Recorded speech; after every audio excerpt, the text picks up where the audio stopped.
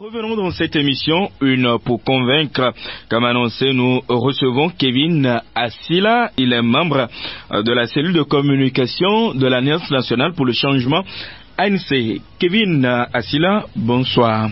Bonsoir Monsieur Daniel Dodjani, bonsoir aux fidèles auditeurs de la radio Carré. Et comment se porte l'ANC? L'Alliance nationale pour le changement se porte bien, très bien d'ailleurs.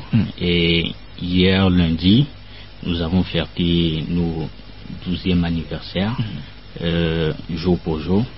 Et donc, il faut dire que nous portons bien et nous évoluons, nous travaillons pour l'atteinte de nos objectifs. Voilà, vous travaillez pour l'atteinte de vos objectifs et l'ANC qui a célébré 12 ans, comme vous l'avez dit tout à l'heure, l'ANC qui a été créée le 10 octobre 2010, donc 10 octobre 2022, ça fait exactement 12 ans que l'ANC existe. C'est la célébration de cet anniversaire qui a démarré depuis le 7 octobre avec une prière musulmane à Toblekopé, suivie d'un culte protestant à l'église évangélique presbytérienne du Togo, paroisse d'Agwenivé. Et lundi, hier donc, il y a eu une messe catholique à la cathédrale du Sacré-Cœur de Jésus à Lomé. Et dans l'après-midi, il y a eu une collation au siège du parti à Bekamalodo. Et donc dimanche prochain, il y aura également une activité. Il y a un pique-nique qui est organisé à l'initiative de la DNC pour le bureau national et pour les militants au siège du parti à Bekamalodo. Et dimanche 30 octobre 2022, il y a une grande rencontre à l'intention des militants et sympathisants des fédérations du Grand Lomé organisée par les fédérations d'Agwenivé sous l'égide du bureau national et du président Jean-Pierre Fabra. Cette rencontre va se dérouler à la place des fêtes TDM à Agwenivé, non loin de l'église catholique Jésus Bon Pasteur d'Agwe à Siyeye. Voilà un peu le programme qui est concocté pour la célébration de ces 12 ans d'existence de l'ANC. 12 ans après la création de l'ANC, quel est aujourd'hui le bilan, Kevin Asila? Merci.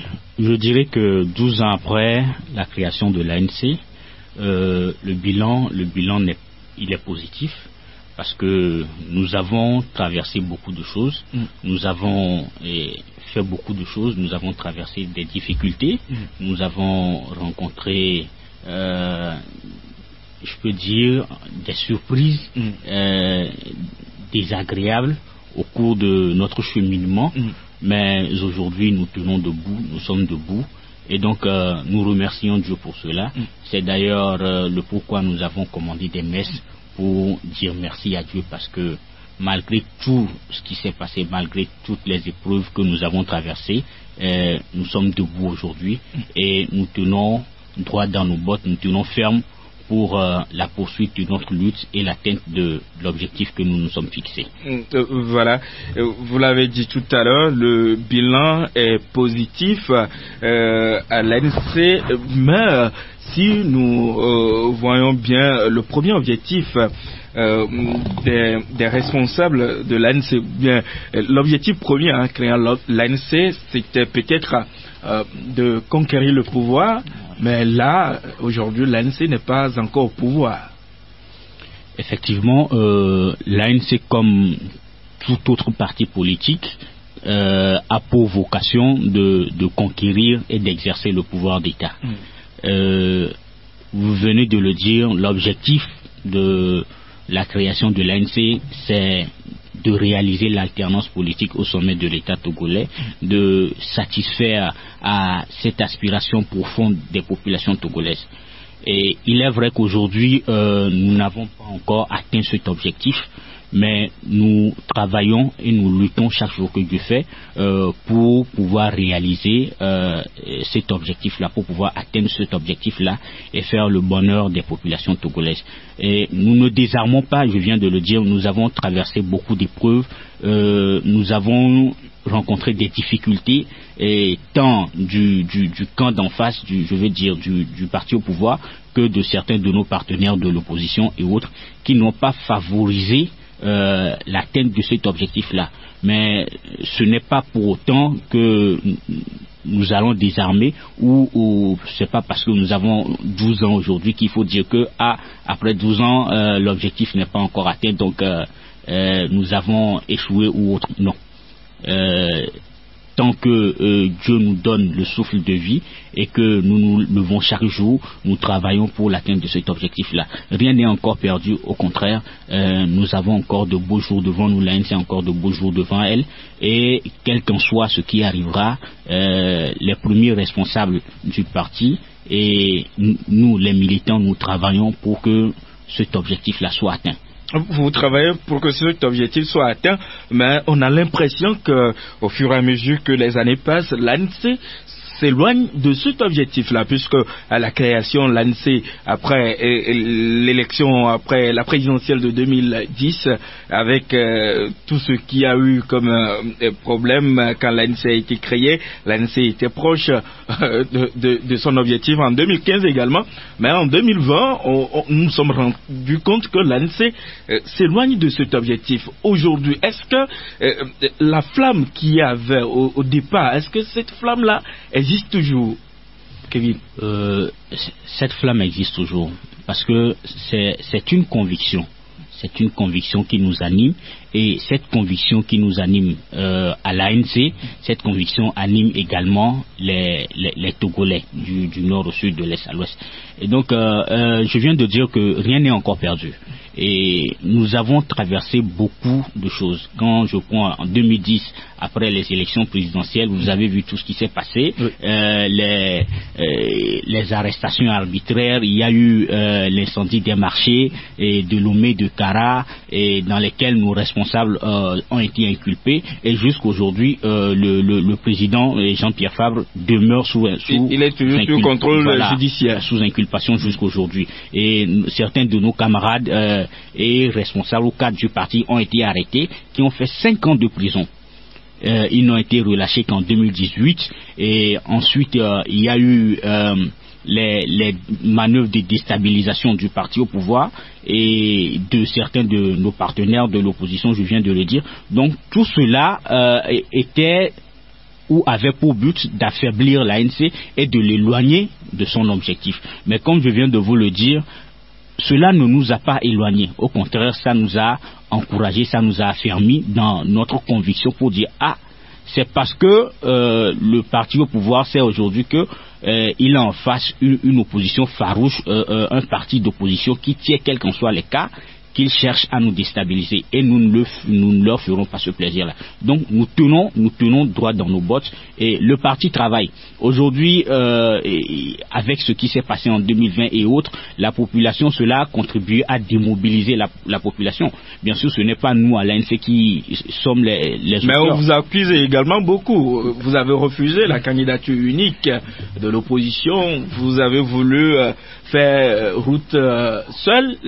Voilà. Nous n'avons jamais dit que nous allons faire route tout seul. Nous ne l'avons jamais dit. Vous pouvez fouiller nos déclarations et autres. Nous ne l'avons jamais dit. Mais Monsieur Daniel, dites-moi, quel est l'objectif ou quel est l'intérêt d'une candidature unique dans une élection à 2 tours? Où les candidats, il y a déjà des candidats qui se sont prononcés, des candidats qui sont en liste. Mais on ne peut plus parler de candidature unique de l'opposition dès lors qu'il y a déjà 2, 3, 4 candidats qui se sont prononcés dans une élection à 2 tours. C'est pourquoi nous avons dit travaillons pour obtenir les réformes électorales pour pouvoir aller aux élections. Et s'il n'y a pas eu de vainqueur ou de gagnant au premier tour, au second tour, nous allons le parti ou le candidat qui aura le plus de voix aura derrière lui les autres partis de l'opposition. Mais voilà notre position. Telle était la position que nous avons défendue en 2020. Mais malheureusement, avec tout ce que vous savez, il y a eu irruption d'un prélat dans l'arène politique qui a foutu les efforts consentis par les partis d'opposition en l'air et autres là. Donc, ce n'est pas la faute à l'ANC. Ce n'est pas, la situation elle est devant nous, elle s'est produite. Mais ce n'est pas notre faute. C'est vrai que nous regrettons aujourd'hui que tout cela s'est passé et nous travaillons pour remédier à ce qui s'est passé. Nous sensibilisons les populations. Vous venez de lire notre déclaration. Le week-end passé, j'étais membre d'une équipe du bureau national qui a sillonné la maritime pour rencontrer les fédérations et autres. Donc nous travaillons pour remobiliser les populations afin de pouvoir atteindre l'objectif que nous nous sommes fixés. Vous avez dit tout à l'heure que vos partenaires de l'opposition ne vous ont pas facilité la tâche. Est-ce à dire que l'ANC a besoin comme béquille les autres partis de l'opposition pour pouvoir réaliser son rêve ou pour atteindre son objectif? Un parti politique est créé pour conquérir et exercer le pouvoir.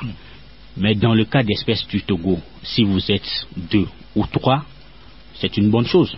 Cela ne fera qu'encourager ou renforcer la lutte. Mais si tel n'est pas le cas, où aujourd'hui on essaie de vous mettre les bâtons dans les roues, de saper les efforts que vous faites, qu'est-ce qu'il faut dire? Il faut dire que nos camarades de l'opposition ne nous ont pas facilité la tâche, voilà. Nous sommes dans l'émission Une heure pour convaincre sur la 103.fm et www.rcjfm.com et nous recevons Kevin Silla, il est membre de la cellule de communication de l'ANC et il se prononce justement sur les 12 ans d'existence de ce parti politique de l'opposition. 12 ans après, quelles sont aujourd'hui les perspectives de l'ANC, Kevin Silla? 12 ans après, quelles sont aujourd'hui les perspectives de l'ANC? Je viens de vous le dire. L'ANC est en train de remobiliser ses troupes afin de pouvoir affronter les jours à venir. Et nous avons toujours comme objectif principal la réalisation de l'alternance politique au sommet de l'État togolais pour le bonheur des populations togolaises. Et après ça, bien entendu, en dehors du fait que nous voulons concrétiser cet objectif-là, nous nous préparons en même temps pour les éventualités qui pourront se produire à nous avant la réalisation de cet objectif-là. Est-ce qu'aujourd'hui, avec tout ce qui s'est passé en 2020 jusqu'à aujourd'hui, est-ce que le terrain est encore facile pour vous, comme dans les années passées où vous avez eu une certaine facilité à mobiliser les populations? Est-ce qu'aujourd'hui le terrain est encore facile pour nous?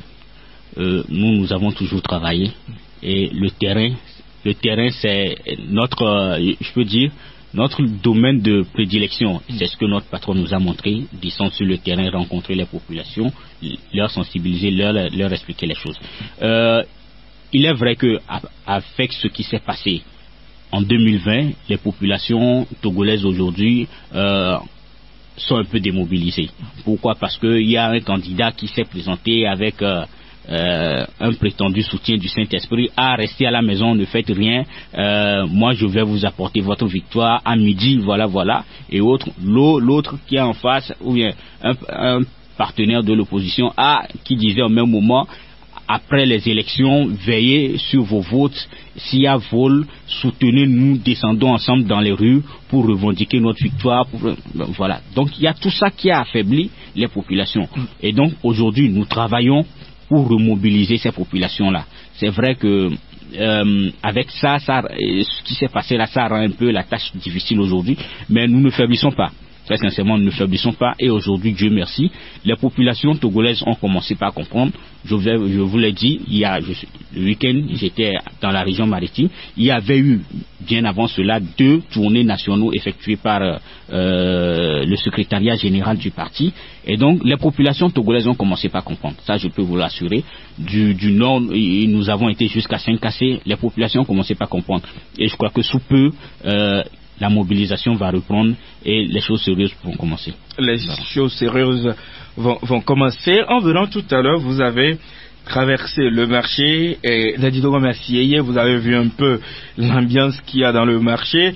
On parle de vie chère au Togo. Est-ce que vous également, vous ressentez ça au niveau de l'ANC? Ou chez vous, il y a du miel qui coule chaque matin, Kevin Assila? Au niveau de l'ANC, je peux dire que nous avons toujours dénoncé la vie chère. La vie chère, elle est vécue par tous les Togolais. Par tous les Togolais, excepté la minorité qui s'accapare des richesses du pays, a dit le chef de l'État dans une de ses allocutions. Et la vie chère, nous l'avons toujours dénoncée à l'ANC. Ce n'est pas parce qu'aujourd'hui il y a eu la flambée des prix des denrées alimentaires et autres là qu'il faut dire que c'est à partir de cet instant-là que les Togolais ont commencé par ressentir la vie chère. Non, les Togolais vivaient déjà la vie chère avant la flambée des prix et des denrées alimentaires, du gaz et autres là. Donc nous ressentons la vie chère au niveau de l'ANC et nous compatissons aux difficultés des populations togolaises. Nous l'avons toujours dit. Et il faudrait que le gouvernement togolais soit un peu plus proche des populations togolaises, de ses administrés. Que le gouvernement togolais ait un peu d'égard. Pour vous, aujourd'hui, le gouvernement est éloigné de la population, le gouvernement... Bien sûr, bien sûr. Mais on a vu ces derniers temps avec les conseils des ministres qui sont organisés à l'intérieur du pays, des séminaires gouvernementaux qui sont organisé à l'intérieur du pays. Ça veut dire que le gouvernement va vers la population pour pouvoir s'enquérir de ces nouvelles, de ces besoins. Quel est l'intérêt d'organiser des conseils des ministres à l'intérieur du pays? On les voit, on dit il y a la vie chère, il y a le prix du carburant qui a augmenté, le baril du pétrole a augmenté. Aujourd'hui, le prix d'un litre de carburant est à 700 francs. Vous vous déplacez avec tous les ministres, tous les départements ministériels et autres là, pour aller à l'intérieur du pays, créer des tentes climatisées et autres là, aux frais du contribuable togolais. C'est ça contribuer à la résolution de la vie chère des populations togolaises. Peut-être pour aller toucher du doigt la réalité du terrain. Quelle est cette réalité-là qu'ils vont toucher et qu'ils n'avaient pas touché d'antan et c'est aujourd'hui qu'ils vont la toucher? Quelle est cette réalité? Ils sont en train de gaspiller les efforts des populations togolaises. Aujourd'hui, il est question de prendre de véritables décisions, de prendre de véritables mesures pour contribuer à la résolution de la vie chère. Et il est aujourd'hui question d'être plus proche des populations togolaises en faisant augmenter le salaire minimum interprofessionnel garanti, le SMIC. Et c'est en réflexion l'augmentation de ce SMIC. Selon les 10 mesures prises par le chef de l'État il y a quelques jours, cette question est sur la table. Il faut combien de temps? D'abord, ça, ce ne sont pas ces 10 mesures, ce ne sont pas des mesures, mais des mesurettes. Parce que des mesures pour contribuer à la résolution de la vie chère, nous en avons vu des pays voisins qui ont vraiment pris des mesures et qui ont fait des efforts. Et ces gouvernements-là, ces chefs d'État ont été remerciés par leur population. Ce n'est pas ce saupoudrage ou cette poudre aux yeux qu'a fait le gouvernement togolais. Avec l'augmentation de la valeur indiciaire, l'augmentation de la pension des retraités par exemple, la subvention du gaz qui a été augmentée, la subvention des produits pétroliers qui a été augmentée également, de l'engrais et tout. Vous pensez que ce sont des mesurettes? La valeur indiciaire a été augmentée à combien? Quand on vous dit, on a financé le gaz à tel milliard, à tel nombre d'illets. Non, ça ce ne sont pas des mesures. C'est pas ce qu'attendent les Togolais aujourd'hui. D'ailleurs, vous venez de parler de l'engrais. L'engrais a été subventionné, et je crois que ça coûte actuellement 18 500 ou autre, mais au Bénin, ça c'est avec la subvention. Au Bénin, l'engrais coûte 13 500. C'est ça la subvention dont on nous parle. Mais, Monsieur Daniel, nous demandons au gouvernement togolais d'être un peu sérieux dans ses prises de décision. Nous demandons au gouvernement togolais d'être dans le concret. il ne faut pas prendre les Togolais pour des bêtes. On vient, on leur jette quelques grains par terre pour dire bon tenez, nous avons financé la vie chère, nous contribuons. Non. Vous avez parlé tout à l'heure du gaz. Le gaz, on nous a dit on a subventionné le gaz, mais ça coûte combien aujourd'hui? Est-ce que vous êtes sûr que le gaz de 6 kilos aujourd'hui, tous les Togolais sont aptes à l'acheter? C'est à 4 756 voilà. je me Et ça, on a financé. Combien de Togolais peuvent l'acheter? Peut-être que si le gouvernement n'avait pas financé, bonne dame, ça allait augmenter plus que ça. Vous parlez de financement. Ils ont financé quoi? Et tout ce qu'ils ont financé là, quel est l'impact sur le panier de la ménagère qui est au marché d'Assillé à côté de vous ici? Quel est cet impact-là? On nous a dit dans ce pays, on a financé le prix du maïs, mais vous savez, moi, une dame est venue me dire dans mon quartier, j'étais parti au marché aujourd'hui pour acheter le maïs. Il paraît que le gouvernement dit c'est à 700 francs ou quelque chose, mais c'est toujours à 900. Et quand j'ai dit la dame a dit non, si elle n'est pas d'accord, qu'elle aille en sac payer le prix du maïs, le maïs du chef de l'État là-bas. C'est ça le financement? C'est ça le financement? Mais le gouvernement togolais se fout des populations togolaises. Le gouvernement togolais se moque des populations togolaises. Et ça, il faudrait que ça s'arrête. Et pour vous aujourd'hui au niveau de l'ANC, que pensez-vous qu'on peut faire pour pouvoir soulager les Togolais par rapport à cette vie chère, par rapport à l'augmentation des prix des denrées, surtout de première nécessité? Des propositions, nous en avons fait tant et tant. Nous avons dit il faut exonérer les prix et les taxes douanières ou réduire et drastiquement les taxes douanières des produits qui sont exportés de l'extérieur. Il faut injecter de l'argent dans l'économie. Nous en avons proposé. Mais si aujourd'hui le gouvernement togolais sort ces 10 mesurettes pour dire qu'ils ont fait, et ça, ils sont contents, ils le clament sur tous les toits, nous avons pris des mesures, une batterie de mesures contre la vie chère. C'est une moquerie. Le gouvernement togolais se moque de nous. Avec les 10 mesures qui ont été prises? Le gouvernement togolais se moque de nous, de vous et moi et de tous les Togolais. Et ça, nous devons leur faire comprendre que nous en avons assez. Vous en avez assez par rapport à ces mesures. Nous sommes en période pluvieuse. La petite saison au Togo a démarré depuis quelques semaines et c'est difficile pour certaines populations de vivre aisément ces derniers temps dans leur quartier, dans leur maison. Vous êtes dans la commune Golfe 5. Il y a également de l'inondation partout dans cette commune. Le Togo a célébré le 3 octobre dernier la journée de l'habitat. Est-ce que vous sentez réellement qu'il y a de l'amélioration dans nos quartiers par rapport à l'habitat décent? Est-ce que vous sentez ça, Monsieur Kevin Ansila? Nous parlons de quel habitat? De quel habitat parlons-nous?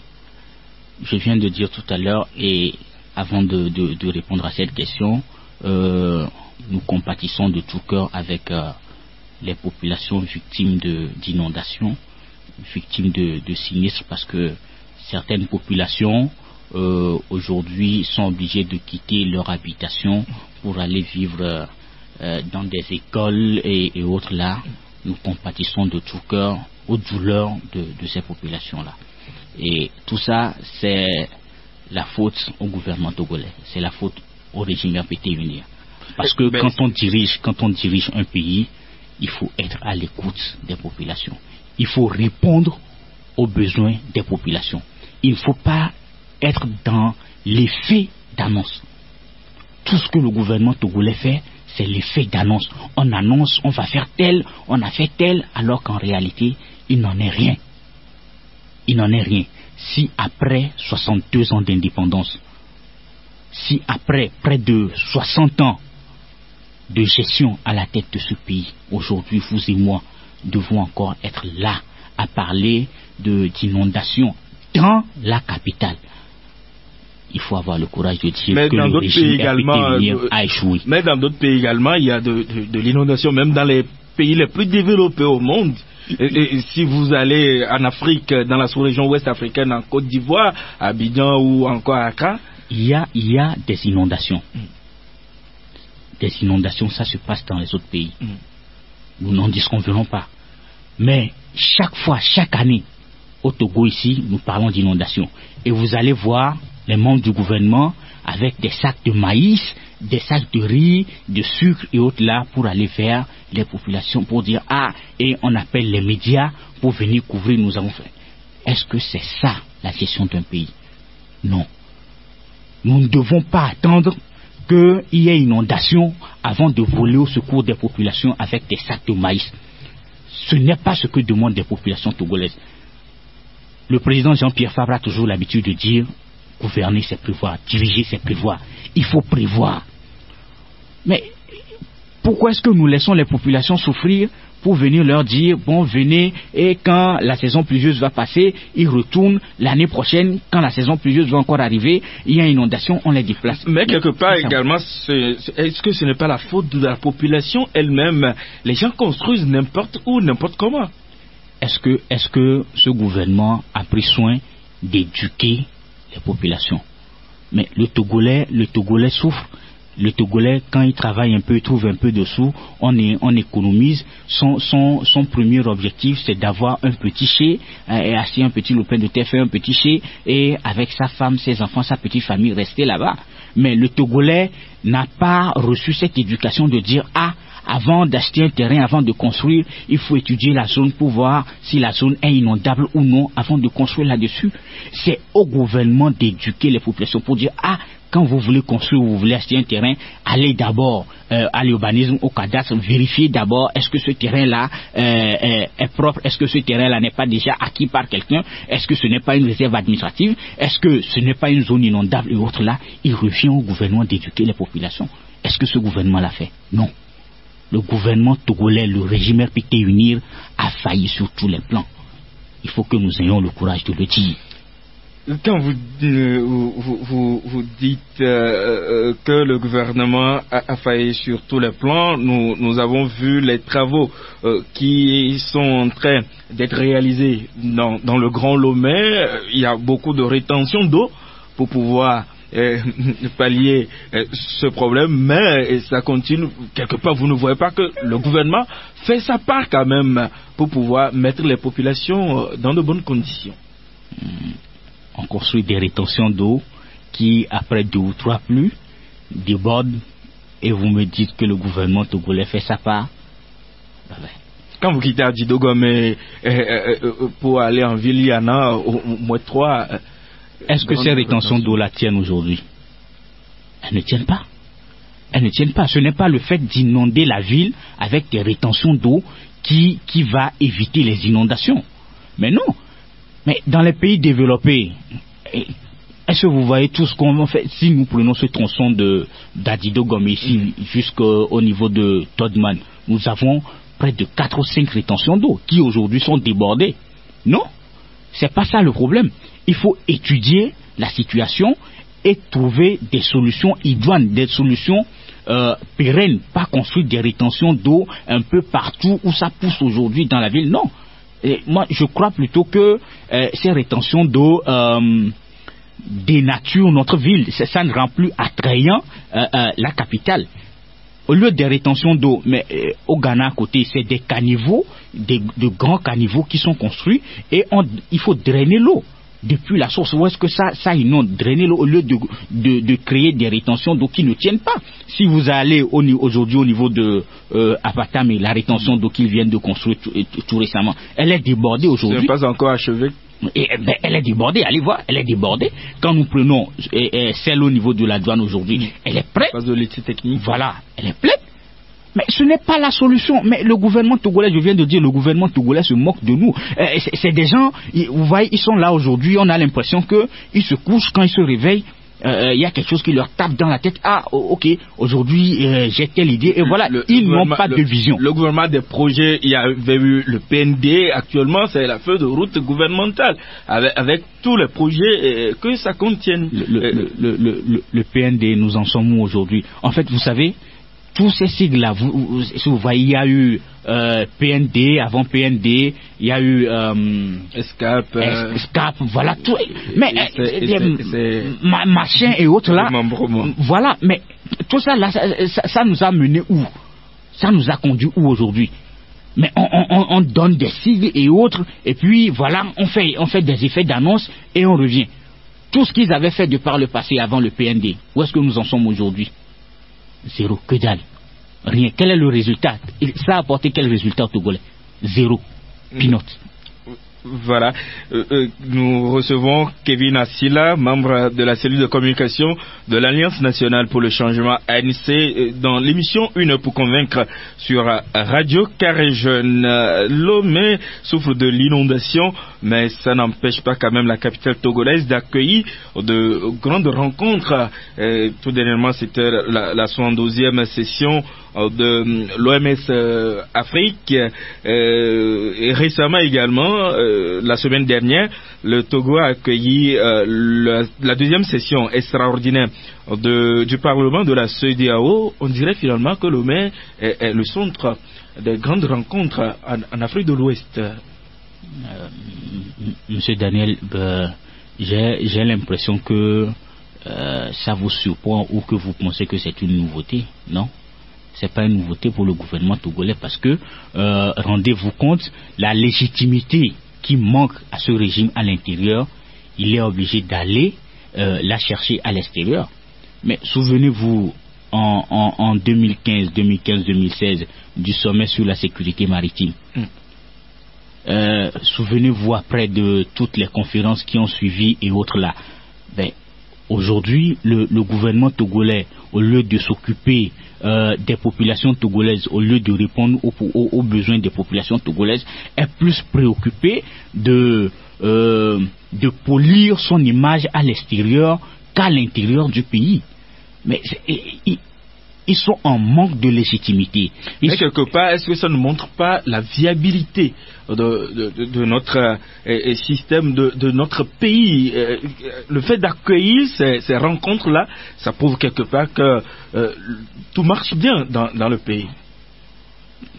Qu'est-ce qui marche dans le pays? Peut-être que ça marche avec la minorité. S'il n'y a pas la sécurité, on ne peut pas accueillir ces rencontres-là. S'il n'y a pas... voilà, si les conditions ne sont pas réunies, s'il n'y a pas la paix, on ne pourrait pas accueillir ces rencontres. Je vais vous dire quelque chose. Il n'y a pas la paix au Togo. La paix, ce n'est pas un mot. On ne la prononce pas juste comme ça. Il y a un calme au Togo, mais il n'y a pas de paix au Togo. Et vous venez de parler de sécurité. Il y a quelle sécurité? Quand chaque fois on braque les gens, il y a des braquages par-ci par-là. Souvenez-vous des séries de braquages qu'il y a eu à la sortie des banques et autres là, et vous parlez de sécurité.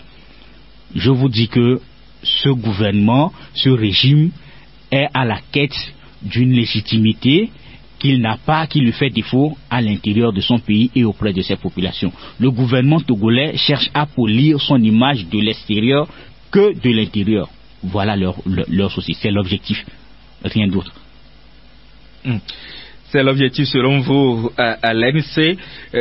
Mais aujourd'hui, quoi qu'on dise, l'ANC également a quelques points de pouvoir dans notre pays. L'ANC a des maires, des agents aux maires à travers le Togo. Aujourd'hui, l'ANC a combien de maires un peu pour tout? Nous avons 5 maires. 5 maires. Oui. Et ce qui veut dire que vous dirigez quelque part des territoires. Mais également, est-ce que ce n'est pas votre responsabilité aujourd'hui avec tout ce que les populations vivent dans leur quartier? Est-ce que ce n'est pas également votre responsabilité? Monsieur Daniel, nous venons de prendre fonction. Nous avons pris fonction en 2019, octobre 2019, pour l'installation, voilà, pour l'installation conseils municipaux, la prise de fonctions réelles et autres, c'est à partir de 2020. Disons, nous faisons 3 ans. 3 ans, voilà. Ouais. Et les mairies ou les communes dirigées par l'ANC font beaucoup. Parce que nous venons de prendre des communes qui ont été dirigées par des délégations spéciales pendant près de 32 ans. Et avec toutes les difficultés que nous rencontrons, avec toutes les difficultés que rencontrent les maires de l'ANC, il faut quand même reconnaître qu'ils font de leur mieux, et ils feront plus si ce régime n'était pas de mauvaise foi, si ce régime leur laissait... En quel sens? Mauvaise foi, en quel sens? Je prends l'exemple de la commune du Golfe 4. La commune dirigée par Jean-Pierre Fabre. Dirigée par le président. Budget primitif, exercice 2022, déposé en décembre 2021. Ce budget a été approuvé le 29 avril 2022. Et durant les 4 mois, qu'est-ce qui a été fait? Blocus, parce que quand vous n'avez pas les moyens, on n'a pas approuvé votre budget, comment est-ce que vous allez fonctionner? Comment est-ce que vous allez pouvoir répondre aux besoins des populations? 4 mois. Budget supplémentaire déposé en juillet. Ça n'a été approuvé que en septembre, le mois de septembre qui vient de finir. Et là aussi, ça fait 3 mois de blocus. Le président a été obligé d'adresser une note au ministre pour l'interpeller avant que le budget supplémentaire ne soit approuvé. Comment est-ce que la mairie peut fonctionner? Comment est-ce qu'on peut répondre aux besoins des populations? Et ça, c'est fait dans le but de saboter l'action politique du président dans sa commune. C'est pour le mettre à dos avec ses populations. Mais est-ce que la situation n'est pas pareille dans toutes les communes? Non. Non.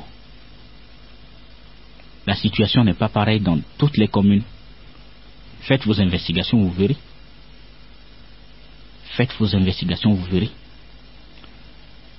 Le régime togolais, on a l'impression qu'ils ont été poussés à faire la décentralisation alors qu'ils n'en voulaient pas, et par peur de perdre les communes, ils ont morcelé les localités pour créer des communes, et aujourd'hui ils ont des difficultés à faire fonctionner les communes. Et ensuite les communes dirigées par les maires de l'opposition, en l'occurrence le Golfe 4 dirigé par le président Jean-Pierre Fabre, est la cible de leurs attaques. Donc la décentralisation, il faut dire que la décentralisation togolaise a du plomb dans l'aile. Avec un préfet, le préfet du Golfe, qui aussi, ne maîtrisant pas son rôle de contrôleur de l'égalité, se met dans c'est un homme de droit, c'est un homme de loi. Il a été commissaire de la ville de Lomé. Il doit maîtriser, ou bien maîtrise ses rouages. Je vais vous surprendre, ce n'est pas parce qu'on a été commissaire ou bien on a été commissaire divisionnaire ou on est commissaire divisionnaire que on maîtrise forcément la science juridique. Ce n'est pas ça. La preuve, si le préfet et Kossi Atabou maîtrisait réellement son rôle de contrôleur de l'égalité, il nous éviterait beaucoup de migraines dans les communes du Golfe, bien sûr. On a l'impression qu'il ne maîtrise pas son domaine, excusez-moi. Vous pensez aujourd'hui qu'il vous donne de la migraine? Mais il fait du excusez-moi, mais le préfet du Golfe fait du n'importe quoi. Tantôt, je vous donne un exemple. On vous écrit, on vous envoie une délibération. Vous répondez à la délibération en disant concernant l'adressage que parce que le ministre a écrit une note au maire, donc cette délibération-là, elle est nulle et de nul effet. Elle n'est pas valable. Mais ce n'est pas son rôle. Mais la note du ministre n'est pas une loi. La note du ministre n'est pas une jurisprudence non plus.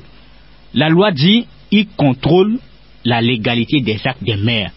Si un acte est illégal, il saisit la Cour suprême, notamment le juge administratif de la Cour suprême. Voilà, son rôle, ça s'arrête là. Mais quand il se permet d'écrire du n'importe quoi à l'égard des maires, il se comporte comme le patron des maires, il s'érige en potentat, mais on se demande dans quoi est-ce que nous sommes. Est-ce que ça aussi c'est une décentralisation? La question est posée. Et parlant toujours de décentralisation, le Togo se prépare également pour les élections régionales. Pour vous aujourd'hui, est-ce qu'il faut aller vers ces élections-là? Vu que les communes ont des soucis, est-ce qu'aujourd'hui il faut aller vers les régionales? Vous avez posé une bonne question tout à l'heure. Est-ce qu'il faut aller vers ces régionales?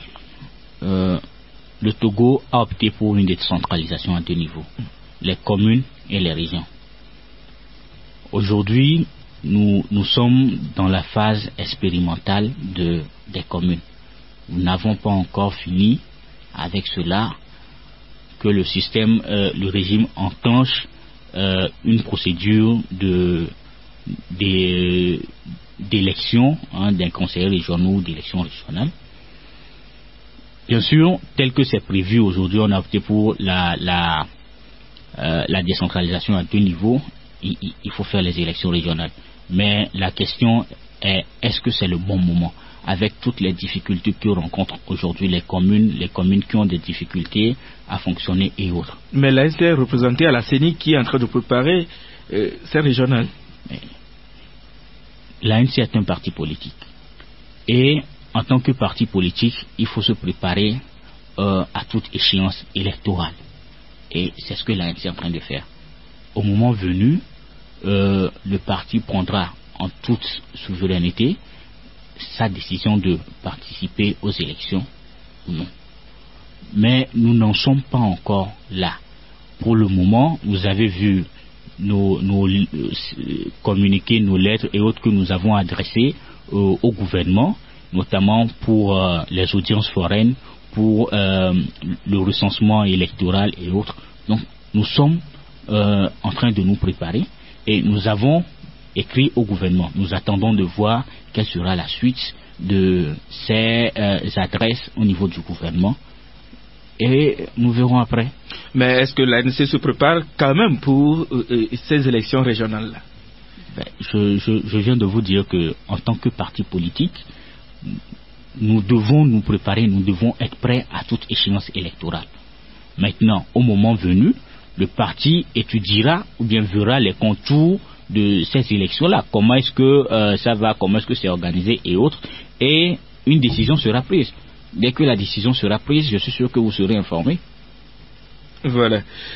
Nous parlons toujours de notre pays, le Togo. Un recensement, ou bien le 5e recensement général de la population et de l'habitat démarre le 23 octobre prochain.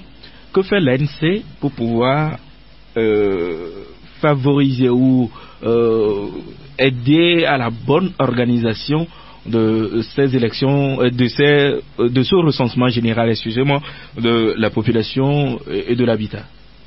Bien, l'ANC contribue à sa manière, notamment à travers ses structures, les fédérations.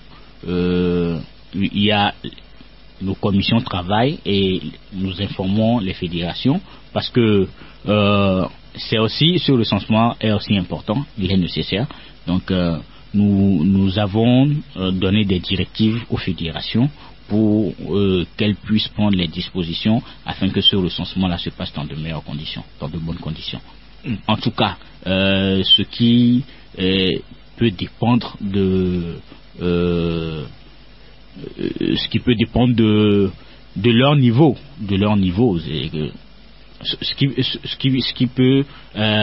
tout ce qui peut faciliter à leur niveau le bon déroulement de ce recensement-là. Nos fédérations, les structures du parti sont à l'œuvre pour ça. Mais il faut également appeler vos militants à bien accueillir les agents recenseurs. Souvent, quand les gens voient ces agents recenseurs-là, on a d'autres idées. On pense que au moment venu, est-ce que l'ANC va appeler ses militants à adhérer réellement à l'opération? Voilà, c'est pourquoi j'ai dit tout à l'heure que nous avons donné des directives aux fédérations. Ce sont les fédérations qui vont sensibiliser les militants, les populations et autres là. Mais vous avez touché un point important tout à l'heure. Vous avez dit les populations ont des intentions, ont des idées. Justement, c'est parce que ce gouvernement n'est pas sérieux que lorsqu'il y a de pareilles activités qui doivent se dérouler, les populations ont la crainte d'adhérer à de pareilles choses ou à de pareilles activités. Parce que, moindre chose tout à l'heure, on va prendre vos données, vos coordonnées et autres là, et au lieu que ça serve réellement à connaître le nombre des populations, le nombre d'habitants du pays et autres là, vos données vont servir à d'autres choses, à des fins politiques même, si je ne m'abuse. Donc, c'est ce qui fait que les populations sont réticentes. Dès que le gouvernement prendra les populations au sérieux, dès que le gouvernement va changer de fusil d'épaule, je crois que les populations togolaises vont aussi avoir plus de considération à leur égard. Voilà. Nous sommes dans la 3e semaine de l'année scolaire 2022-2023. L'année a démarré depuis, comme je l'ai déjà dit, mais il y a toujours certains élèves en prison. Il y a des enseignants qui étaient également en prison mais qui ont été libérés tout récemment, qui sont sous contrôle judiciaire. Que fait l'ANC pour pouvoir aider ces enfants-là, ces parents-là, à retrouver leurs enfants et également ces enfants à retrouver les bancs comme tous les autres enfants togolais? Nous souhaitons d'abord du courage à ces parents dont leurs enfants sont toujours des détenus aujourd'hui dans les prisons du Togo. Et à ces élèves-là, nous souhaitons du courage. Et vous savez, l'ANC n'a de cesse réclamé la libération des détenus politiques dans ce pays. Pourquoi? Parce que nous avons nous-mêmes été victimes. Je viens de vous donner... Selon les informations, il n'y a pas de détenus politiques au Togo. Voilà. Il n'y a pas de détenus politiques au Togo. Monsieur Djimoré, il est quoi? C'est un détenu politique. Nous avons des leaders d'opinion qui sont incarcérés. Il y a peut-être des gens qui ont enfreint à la loi de la République, qui sont en conflit avec la loi, peut-être, qui sont en prison. Il ne faut pas confondre les détenus politiques avec ceux-là qui ont commis des délits et qui ont été arrêtés. Monsieur Djimoré a enfreint quelle loi? Il est un président de parti politique. Il a donné un message et on l'a arrêté. Quelle est la loi à laquelle il a enfreint? Donc l'ANC a toujours réclamé la libération des détenus politiques. Vous avez donné le cas des élèves. Nous avons écrit un communiqué pour demander la libération de ces élèves-là. Ces élèves-là ont le droit, comme tous les autres élèves, d'aller à l'école, de s'instruire et d'avoir les mêmes droits de participation aux examens comme tous les autres élèves. Mais ce régime, il ne fait pas. Ce régime n'a pas d'égard. Parce que quel est l'intérêt? Pourquoi est-ce qu'on enferme ou bien on incarcère des élèves qui ont juste réclamé? Et c'est leur droit. Vous avez arrêté nos professeurs ou bien vous ne répondez pas aux préoccupations de nos professeurs. Faites tout pour que nous puissions avoir nos professeurs et qu'ils nous dispensent nos cours. Vous les arrêtez. Et cela, ça fait des mois. Alors que leurs enfants sont dans des écoles à l'extérieur du pays, ils sont à l'abri. Nous demandons la libération de ces élèves-là pour que ces élèves-là puissent regagner les cours et puissent faire le bonheur de leurs parents.